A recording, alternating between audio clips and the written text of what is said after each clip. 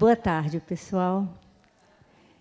É um grande prazer estar aqui em Salvador, sempre é um prazer estar aqui. E queria, então, começar agradecendo por essa oportunidade de estar aqui mais uma vez. Bom, vamos ver se vai funcionar mesmo isso aqui, como o rapaz me ensinou. Não. Vou pedir para alguém passar, por favor. Passou? Ótimo. Então, dentro desse tema que foi proposto para a mesa, eu escolhi falar um pouquinho sobre imagem e participação das crianças no cotidiano das instituições de educação. Não coloquei educação infantil porque eu entendi que se pretendia contemplar não só a educação infantil, como também os anos iniciais do ensino fundamental, entendendo que são espaços das crianças, né? Bom, quando me dizem as pessoas que estão sempre, né, fazendo formação com professoras, quando aparece esse tema de imagem de criança, as professoras, os professores, de modo geral, reagem assim, mas outra vez, a gente já viu falar disso. Mas, no cotidiano, né, nas práticas, infelizmente, a gente tem visto que essa imagem de criança que persiste, né, que subsidia as práticas, muitas das práticas que se vê, ainda precisa ser repensada. E eu achei que era importante a gente estar revendo isso hoje. Ok?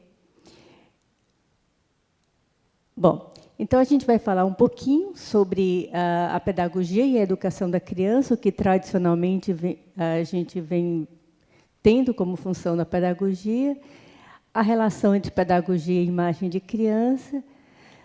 Por outro lado, né, na contracorrente dessa pedagogia transmissiva, tradicional, uma nova pedagogia da infância que está se tentando construir, e, dentro dela, a participação das crianças. E umas considerações finais. Bom, vamos lá. Acho que a gente vai precisar de um tempo extra para mudar cada... Então, ao tratar da pedagogia e da educação das crianças, o que eu queria chamar a atenção só... Eu acho que vou pedir para alguém passar para mim, por favor. Não está dando certo. Podia passar? Pronto. Então, é a gente lembrar, pessoal, porque é uma coisa que a gente, às vezes, esquece, que a gente aprende a ser professor desde que a gente entra na escola. Isto é, quem fez a educação infantil, desde a educação infantil. Mas, pelo menos, desde a educação, o ensino fundamental, a gente aprende uma forma de ser professor, né?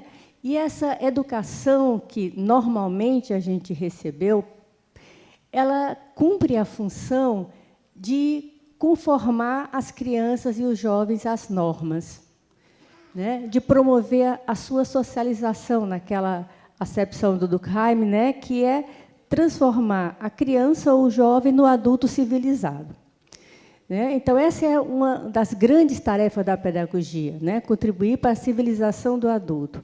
Isso é importante a gente lembrar, porque, então, o foco da pedagogia, tradicionalmente, não tem sido a criança. Aquela criança que a gente, desde ontem, está aqui, né? Se embevecendo com as imagens das crianças, com as falas das crianças. Não é essa a criança, não é essa o foco que tem sido dado à pedagogia. Não tem a infância como referência direta, porque a pedagogia vem tentando transformar essa criança no adulto civilizado. Podia passar, por favor? Então, e para realizar essa missão, a pedagogia lança mão de conhecimentos que ela vem se apropriando de várias ciências, mas especialmente a psicologia e a filosofia. E o que um autor chamado Bernard Charlot, que ele nos fala é que a ideia de criança como natureza tem guiado a pedagogia, seja uma ideia de natureza boa, portanto, aí caberia à pedagogia preservar essa criança, né? Uma ideia nascida com Rousseau, ou uma ideia da criança com a natureza má, Daí caberia à pedagogia, né, fazer um disciplinamento dessa criança, fazer a sua humanização. Bom, nesse sentido, podia passar? Né? Embora, como eu falei, a psicologia tem sido uma fonte para a pedagogia. E, embora psicólogos como Vygotsky, Vallon, pensem as crianças como seres contextualizados historicamente, socialmente, né? Mas, de qualquer maneira, não tem sido essa a ideia que vinga, que a gente vê que está mais presente nas escolas, seja de educação infantil ou ensino fundamental. Embora hoje já seja bastante difundida a ideia de que não existe uma infância, mas muitas infâncias, né? Porque a infância é uma construção social. Nas fotos que nós vimos hoje de manhã, por exemplo, que a Renata Meirelles trouxe, vocês viam crianças do Amazonas, do Sul, do centro do país, nas suas singularidades, não é? Então, uma infância como construção social, sempre contextualizada em relação ao tempo, ao local, à cultura, e variando segundo a classe, o gênero e outras condições socioeconômicas. Portanto, como já falei no começo, não existe uma infância, mas muitas infâncias. Pode passar, por favor? No entanto, apesar disso, a gente vê que ainda prevalece, infelizmente, muito frequentemente, a pedagogia pensa a infância em termos de uma abstração universal. Fala-se na criança, né? Como se fosse possível se pensar numa criança abstratamente, né? E ver o diverso, as diversidades presentes que as crianças nos trazem no cotidiano como algo ruim, inferior, que deve ser consertado, né? E culpabiliza a criança e sua família quando não há o atendimento das suas expectativas. Então, as diferenças individuais, as condições sociais que influenciam as respostas diferentes de cada criança não são consideradas. Isso é o que a gente vê muito frequentemente, e eu acho importante começar por aí. Então, vamos passando, por favor. E a pedagogia, então, pode passar. Aqui, eu queria trazer para vocês, eu reli, agora, o mês passado, um livro que eu já tinha lido há muito tempo atrás, e ele me parece com mais significado ainda. Um livro muito pequenininho, do Janusz Korczak, que ele fala sobre os direitos da criança. E é bom a gente reler um livro escrito por um judeu que foi morto na Segunda Guerra Mundial, portanto, faz muito tempo que ele escreveu, quase 100 anos, quando ele denuncia várias das ideias negativas que os adultos têm sobre as crianças, porque eu acho que a gente pode reconhecer dentro da gente mesma, eu reconheci em mim algumas dessas ideias, porque essa franqueza é importante para a gente avançar, desconstruir essas ideias.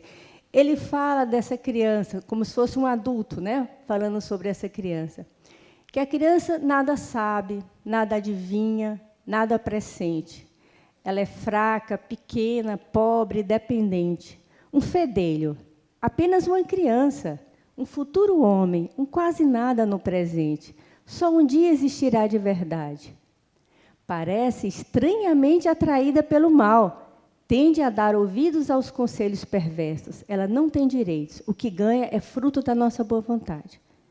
Então, ele capturou esse tipo de ideia que permeava a sociedade da época. E eu me pergunto até que ponto a nossa sociedade atual não mantém algumas dessas ideias. Pode passar, por favor.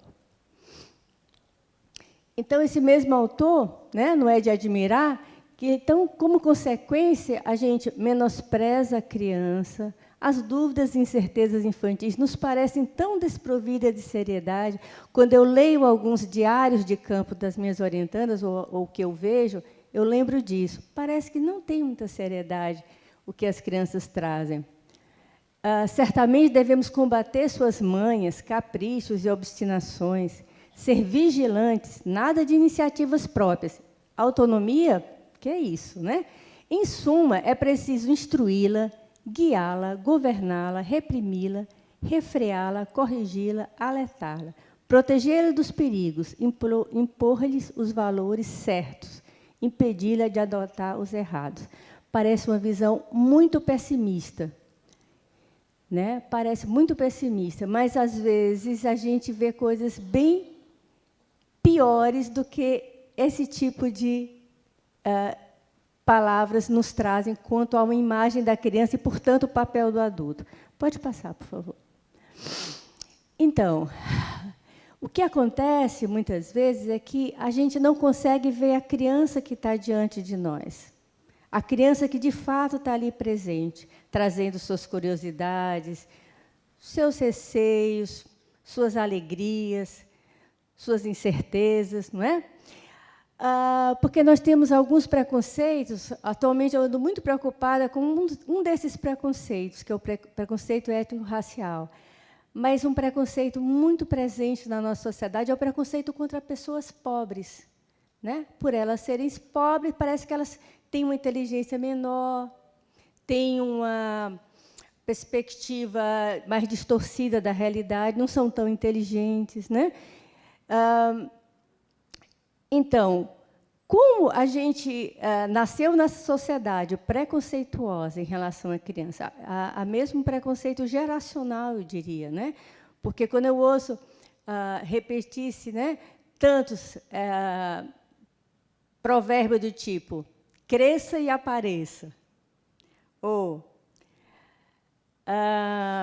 você está falando, parece uma criança, como se criança nunca falasse nada que fosse passível de ser levado a sério, né? E coisa desse tipo, me parece que a gente não leva muito a criança a sério no cotidiano, né? Pode passar, por favor. Então, aqui no Brasil, nós temos uma história em que as primeiras iniciativas de atendimento à criança pobre, né, integravam a chamada assistência científica, que visava disciplinar os pobres e os trabalhadores e promover o controle social. E um desses objetivos, dos objetivos dessas iniciativas, era evitar a criminalidade. Então, veja que imagem de criança se tinha. Um futuro delinquente. Se a gente não educar, ele vai se tornar um delinquente, né? Enquanto que, para as crianças de classe médias e altas, não. Se pensava em termos de desenvolvimento infantil, de conhecimentos escolares, etc. Então, não é à toa que, ainda hoje, a gente vê, no contexto das creches e pré-escolas, né, resquícios desse passado. Nós vemos algumas instituições muito preocupadas em cuidar da criança, disciplinar essas crianças. E outras esquecem que a criança tem um corpo, tem um desejo, a necessidade de brincar, etc., e só pensam em ensinar conteúdos escolares, especialmente a leitura e a escrita. Pode passar. Então, nesse sentido, o que a gente tem visto, e tem várias pesquisas nacionais que têm mostrado isso, é que uma das grandes tarefas que nós temos no campo da educação infantil é a consolidação de uma pedagogia específica, vinculada à educação e ao cuidado de crianças pequenas, bebês e crianças bem pequenas e crianças pequenas, né? Que possa realmente propiciar boas condições para o seu bem-estar, suas aprendizagens e desenvolvimento. E, para isso, é imprescindível mesmo, a condição necessária que a gente consiga construir uma imagem positiva de todas as crianças, independente de sexo, independente de condição socioeconômica, em detrimento assim, da sua cor, etc. Né? Então, é necessário que a gente construa uma imagem de todas as crianças como ricas, quer dizer, com bastante possibilidades e com bastante habilidades, conhecimentos, saberes, etc., completas, não só uma cabecinha ambulante, nem só um corpo para ser cuidado, mas com emoções, com curiosidades, com imaginação, e diversas, porque elas são frutos dessa interação que ela tem com o seu meio físico e social, porque elas são marcadas pelas suas experiências concretas de vida e com direitos. Pode passar, por favor. Então, nesse sentido, há um esforço sendo realizado, né? E eu acredito que um seminário como esse e todo o processo, né, que deu origem a esse seminário é uma expressão disso, né, de alterar essa imagem de criança que predomina ainda e que elas passem a assumir outra posição. Obrigada.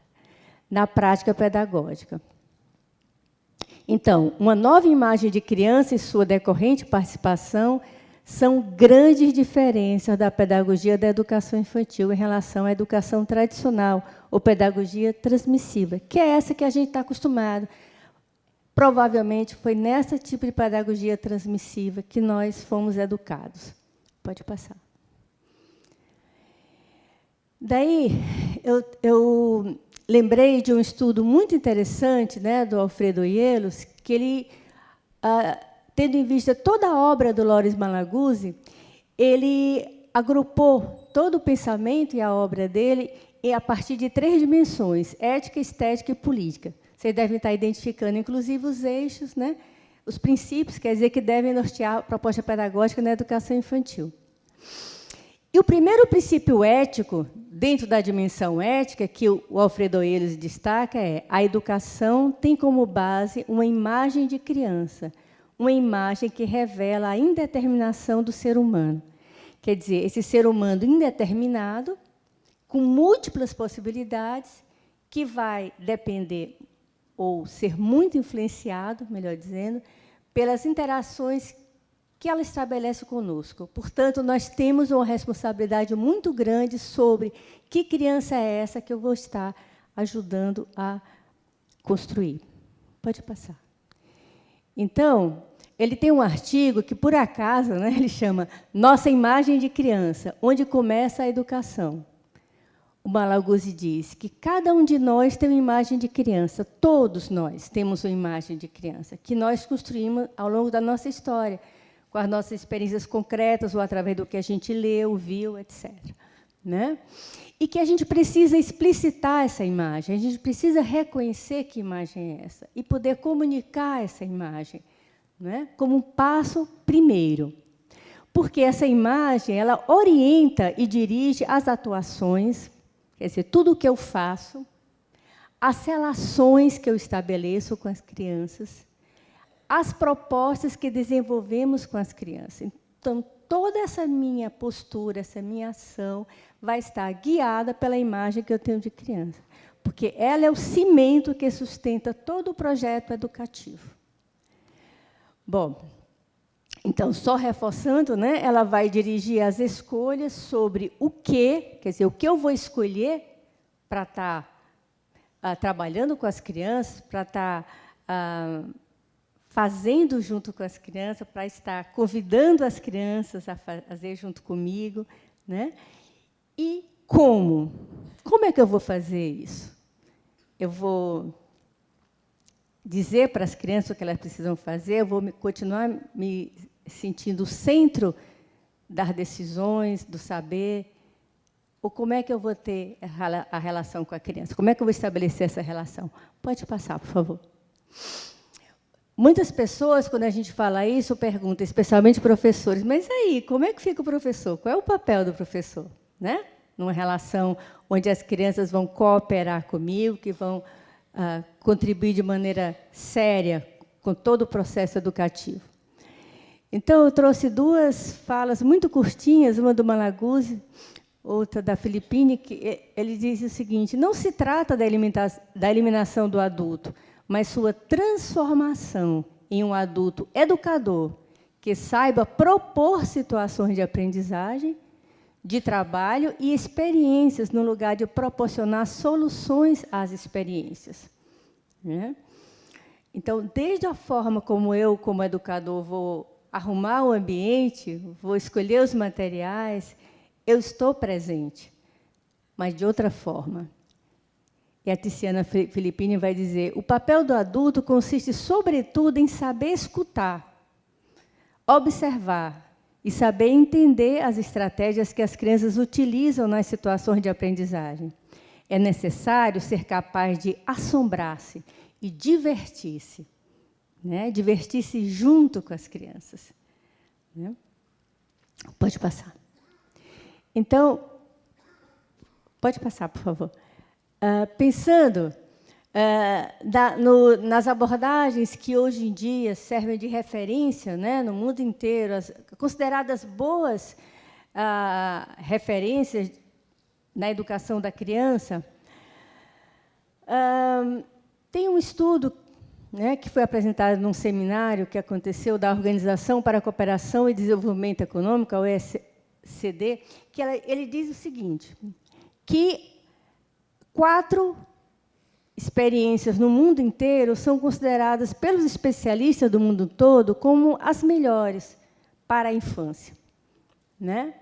High Scope, Reggio Emilia, inclusive aquela citação do Loris Malaguzzi era justamente dessa abordagem, a Tevariki, que eu nunca sei direito como se pronuncia exatamente, que é da Nova Zelândia, e a Educação Experiencial, que é da Bélgica. E o que elas têm em comum, essas abordagens? Elas têm em comum, em primeiro lugar, o respeito à criança. E esse respeito ele é decorrente justamente de uma mudança na imagem de criança. Como as pessoas passam a perceber a criança. Ok? Pode passar. Então, eu queria ler um trecho de um artigo que diz o seguinte, é do Livres. Na verdade, apenas começamos a perceber as consequências de respeitar os direitos das crianças. O que está em jogo é a imagem que temos das crianças. A emancipação das crianças implica as vermos como iguais e competentes, o suficiente para fazerem parte do processo de tomada de decisões. Elas têm uma visão bastante sofisticada e são promotoras ativas do seu próprio desenvolvimento. Levar as crianças a sério significa, em termos que temos de abordá-las como parceiras. Mas olha que dificuldade. Como é que eu vou ver uma criança como parceira se eu, quando escolhi ser professora, tinha na minha cabeça uma imagem de que o professor é o centro de tudo, o professor que decide tudo. Foi essa imagem que guiou a minha escolha para ser professor. Então, é um desafio imenso poder, né, fazer aquela revolução copérnica de sair do centro e passar a ver a criança na sua singularidade, nas suas necessidades, na sua inteligência, na sua criatividade, como parceira minha, né? Pode passar. E uma outra característica dessas abordagens, que é decorrente dessa primeira, é a comunicação, interação e o diálogo que se estabelece, né? E aí, eu queria outra vez ler um trecho desse autor que eu acho que diz com melhores palavras, que ele diz que o diálogo conecta, vincula, cria um sentimento de união, de pertença. Nessa atmosfera, todas as pessoas são capazes de se articular, as diferenças se tornam mais visíveis, e a diversidade não é encarada como uma ameaça, e sim como uma riqueza, uma condição de se aprender mais sobre si mesmo e desenvolver a própria identidade. Certo? Então, esse é um tipo de diálogo que muitas vezes a gente não encontra na escola. A gente ouve um diálogo que não escuta o outro. Na verdade, não é um diálogo. Quando um professor ou professora pergunta algo para as crianças e ela já dá a resposta, vê nas crianças a resposta que ela quer ouvir, ela não está aberta, de fato, para um diálogo, não é? Vamos passando, por favor. Então, na verdade, né, tem uns autores portugueses, né, o João Formosinho e a Júlia Oliveira Formosinho, que eles dizem o seguinte, que as relações e interações são meio central de concretização de uma pedagogia participativa. Portanto, há grande ênfase na construção de relações e interações que se constituam em oportunidades para que as crianças co-construam a sua própria aprendizagem. E isso só é possível na escuta, né? Então, a gente aprender a escutar o que as crianças nos dizem é um grande aprendizado. Claro que aí, se a gente puder não só escutar, mas registrar, para poder depois a gente estar refletindo mais ainda sobre o que elas nos dizem, melhor ainda. Pode passar. Bom, então, vamos tentar ser mais rapidinho, mas essa ideia da democracia, né, ela é muito forte numa pedagogia que respeite a criança.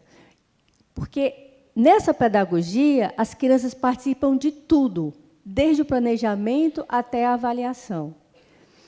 Eu já tive a oportunidade de acompanhar muito de perto uma sala onde havia esse respeito à criança e ela era realmente escutada, desde o planejamento até a sua avaliação.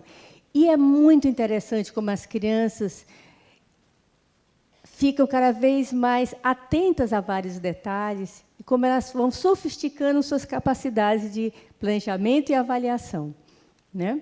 Pode passar. Então, essa pedagogia da infância tem de ser uma escuta responsiva, né?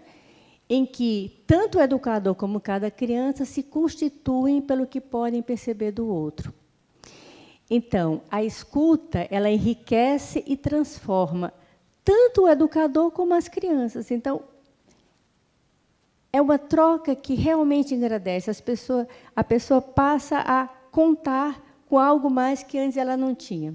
Na verdade, quando a gente escuta a criança, eu sempre gosto de lembrar de várias situações em que as crianças trazem informações inusitadas. A gente não imaginava que ela ia trazer aquilo. Mas, se a gente estiver aberto para escutar, a gente vai ouvir, né?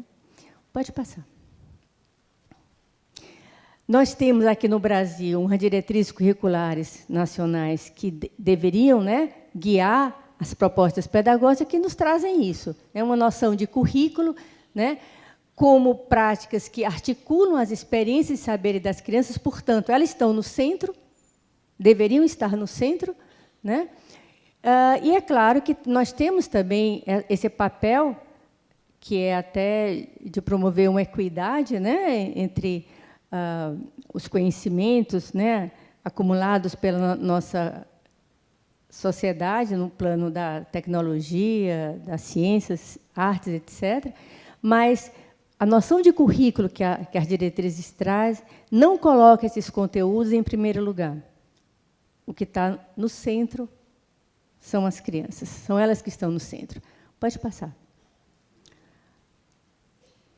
E, ao mesmo tempo, essas mesmas diretrizes, elas trazem uma noção de criança, né? E ela é explícita, que a criança é o centro do planejamento curricular. E fala como essa criança não é uma criança qualquer.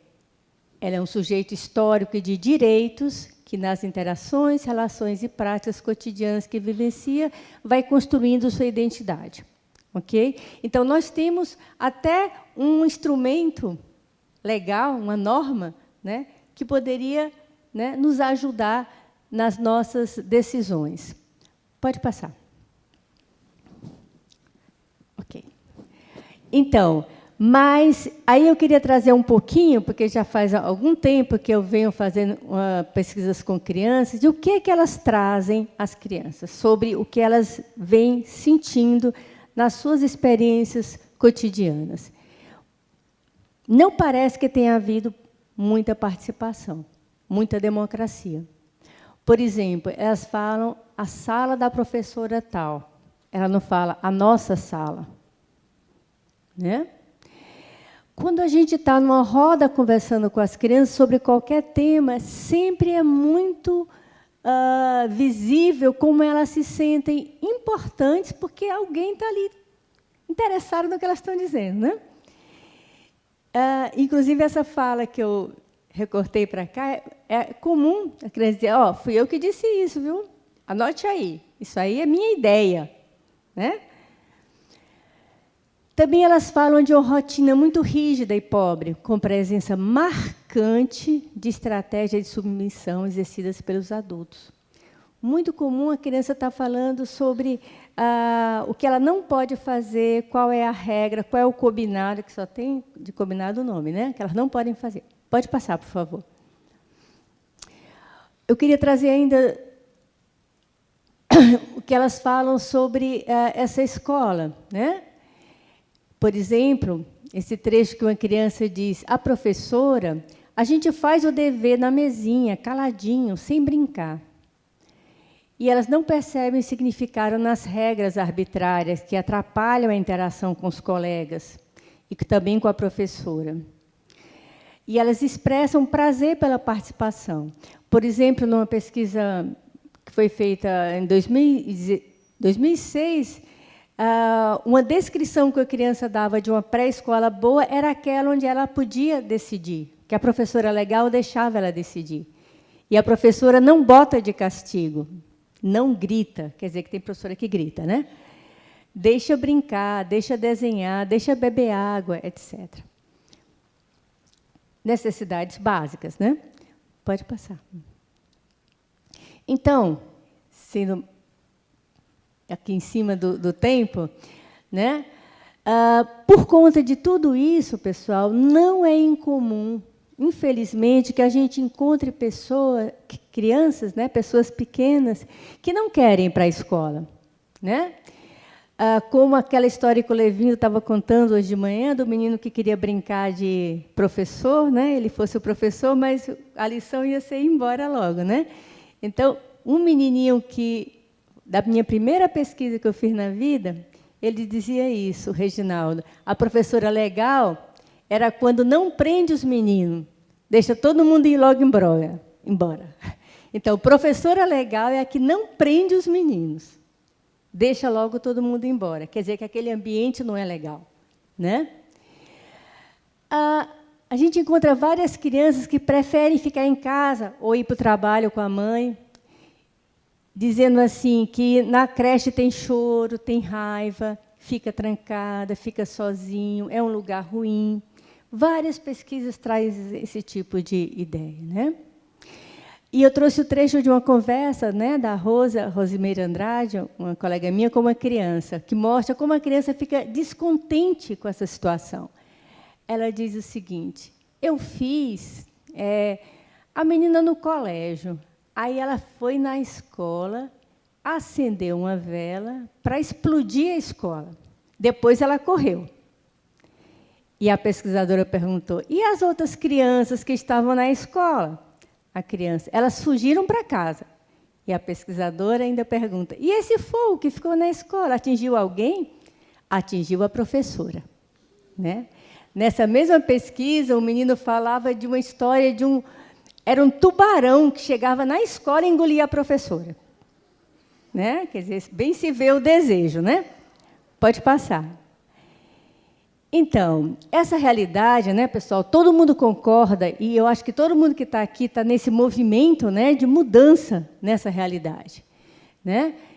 Então, as práticas pedagógicas, é claro que também dependem de vários outros aspectos. O conhecimento que nós temos, as condições de trabalho, quantas crianças você tem, que material você tem, como é que é a sua sala, etc., etc., né? Mas a prática pedagógica, a gente tem de encarar que é profundamente influenciada pelos valores e crenças, seja de maneira consciente ou não, né? Pode passar. É por isso que é importante, né, a gente estar atento a isso. Então, para concluir, né, eu queria só trazer algumas questões, porque as crianças não podem ser ignoradas, precisam ser levadas realmente em conta, exigem uma clara posição de cada um de nós. Então, algumas perguntas que, para mim, ficam com muito forte. Que imagem nós temos dessas crianças?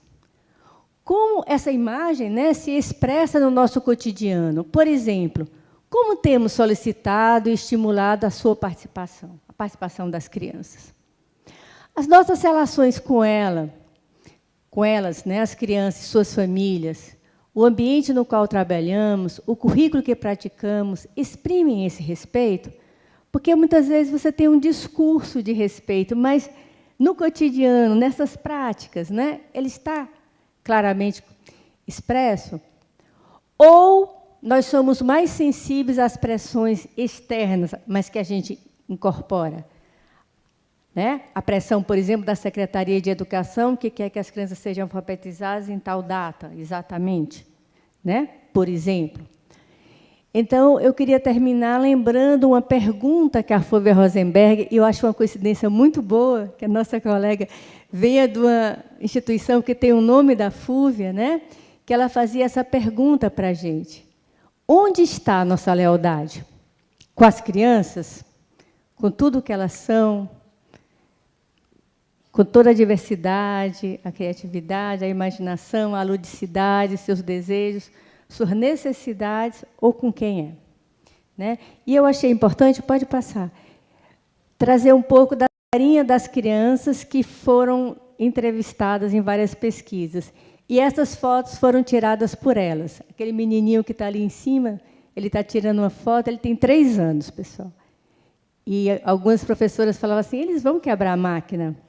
Nunca quebraram a máquina fotográfica. Tiraram fotos muito legais. Então, são essas crianças, né, fotografadas por elas mesmas, que eu queria deixar aqui para vocês. Obrigada.